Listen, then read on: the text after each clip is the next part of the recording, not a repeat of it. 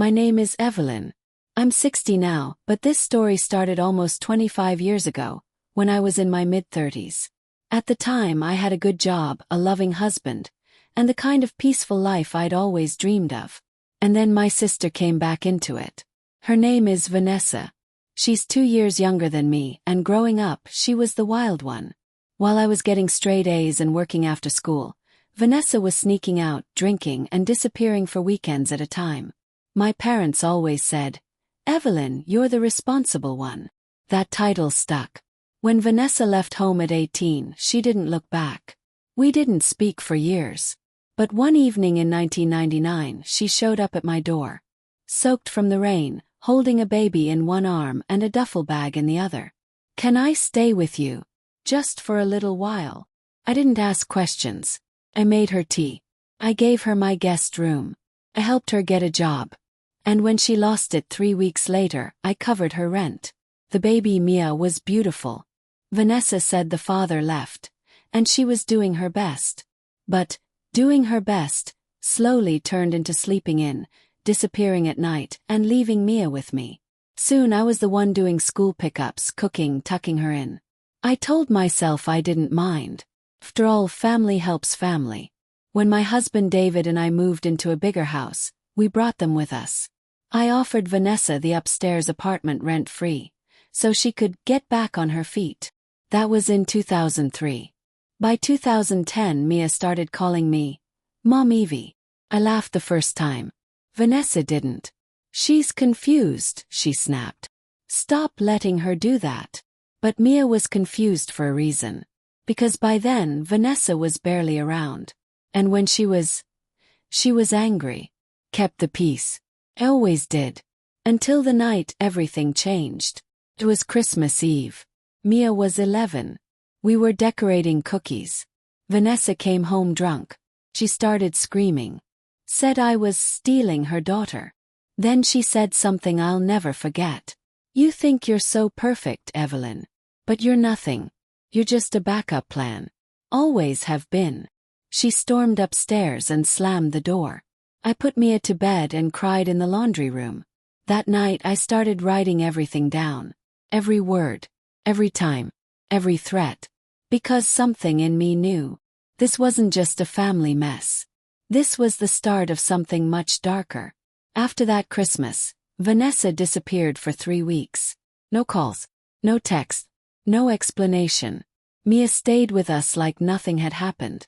She helped me make breakfast, curled up with me to watch movies, and asked me if her mom was okay. I didn't know what to say. Finally, on a cold January evening, Vanessa walked in through the back door like she had never left. She was wearing a new coat, new boots, and holding a new phone. Her hair was done. Nails too. "Where have you been?" I asked. I shrugged. "Needed time." "Time? You left your daughter. She was with you. Is safe. What's the big deal?" David stepped in. "Vanessa, this can't happen again. If you need help." "Don't lecture me, David," she snapped. "You don't know anything." She went upstairs, slammed the door. That night, David said something I hadn't expected. "Maybe we should look into guardianship. Just in case." Felt wrong. Like betrayal. But also, maybe he was right. A few weeks later I spoke to a lawyer. Just to understand my options. Mia was already practically mine. But legally, I had no rights. The lawyer told me if I could prove Vanessa was unfit, absent, erratic, unstable, I had a chance. So I kept writing. Vanessa must have sensed something. She started staying home more. Playing the role. But it didn't last. Then, one afternoon Mia came home crying. Her teacher had asked her who her guardian was, and she said my name. Vanessa had apparently screamed at her for it. I called Vanessa upstairs to talk. "We need to figure this out," I said. "For Mia."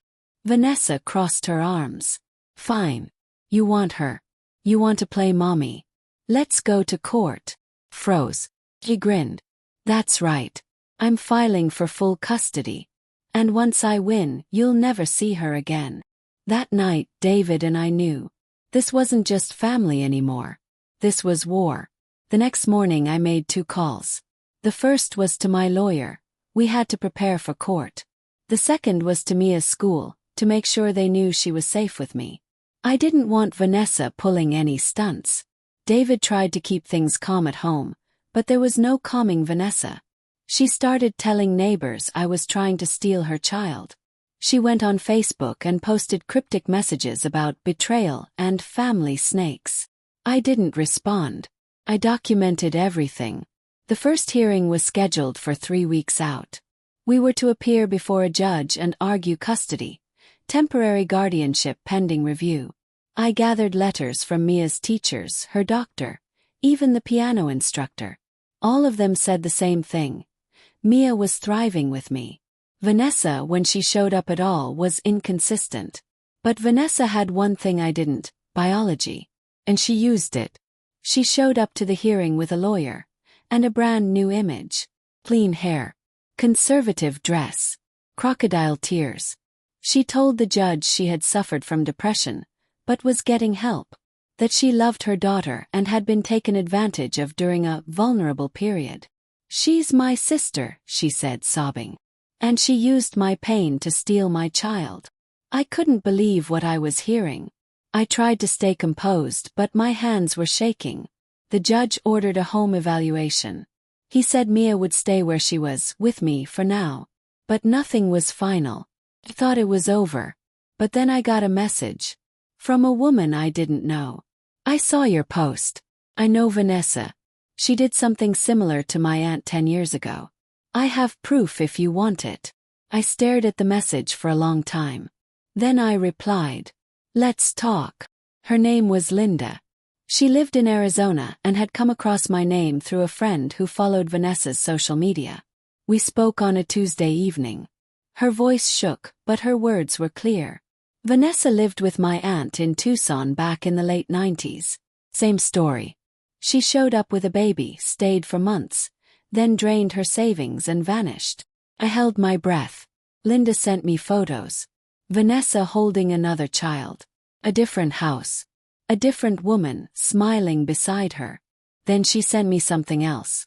A scanned restraining order. Filed against Vanessa in 2001. "Do you want more?" Linda asked. "Yes," I said.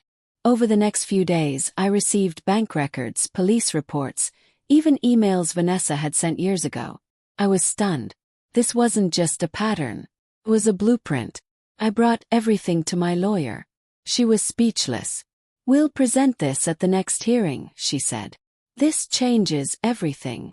But Vanessa didn't know I had it yet. And I wanted to keep it that way. So I played it cool. Let her gloat. Let her post. She started bringing Mia gifts, trying to win her back. Talking sweet.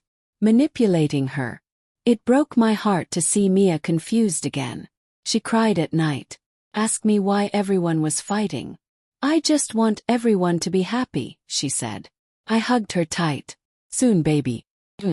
Because if Vanessa wanted a war, I was coming with evidence. And witnesses. The day of the second hearing arrived like a storm. David held my hand as we walked into the courthouse. My lawyer carried the folder with all the evidence Linda had sent. Vanessa was already inside, smiling like she had already won. Her lawyer looked smug.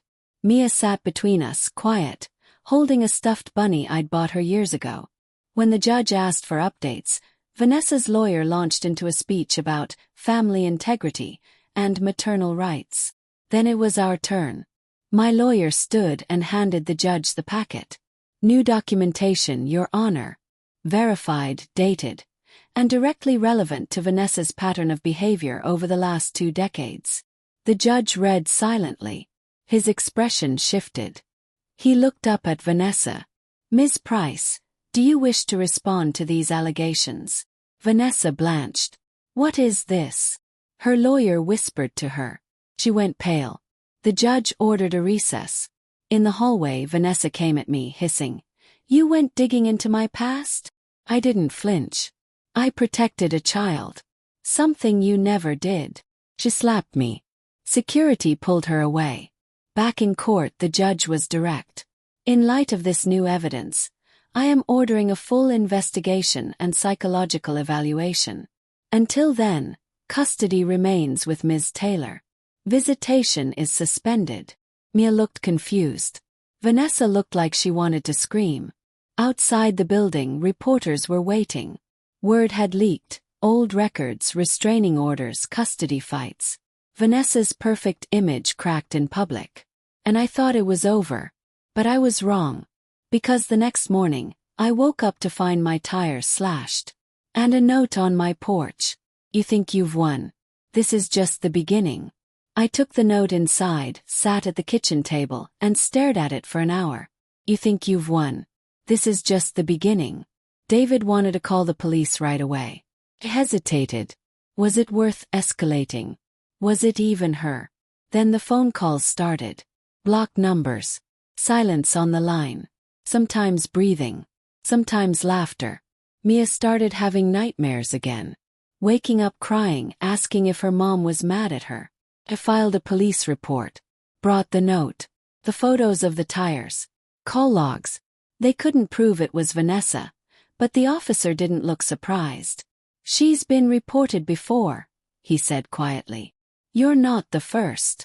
We installed cameras. Motion lights. I started carrying pepper spray. Then one morning I found our mailbox smashed in. Again, no cameras caught it. Vanessa, meanwhile, had gone silent publicly. No more posts. No appearances. Just silence. Until one night I got a call. A man's voice. "You think you're better than your sister? She told me everything. You're not a saint." He hung up. I checked Mia. She was safe, asleep. David stayed up with me the rest of the night. A few days later, a car followed us from school. Then another from the grocery store. Same model. Same dented fender. I called the police again. They opened an investigation. That evening, Mia drew a picture of 3 stick figures. Her, me, and David. All holding hands. Behind us, a dark scribbled figure with red eyes. "What's this?" I asked. She whispered. "It's Mommy." I realized something then. This wasn't just about custody or jealousy. It was obsession. And I had to protect Mia at all costs. After the mailbox incident and the phone calls, I decided it was time to flip the script. I spoke to a private investigator. His name was Nolan. Quiet, professional, not cheap. But I was done playing defense. I gave him everything: the call logs, photos, messages, names, vehicles. Within days, he had footage of Vanessa meeting with a man behind a gas station, slipping him what looked like a wad of cash. He traced the car that had been following us. It belonged to a man named Eric, a friend Vanessa had dated years ago. Multiple arrests, suspended license, known for intimidation tactics. We took it to the police. They opened a formal case. Then I did something bold. I sent Vanessa a message.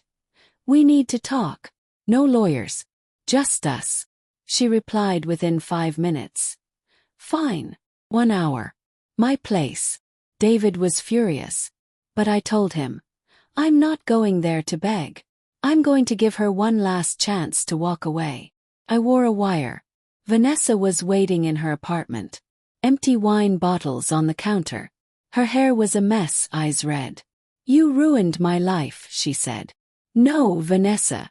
You did. I just stopped letting you hurt people." She got close. Too close. "You think you're safe behind the law?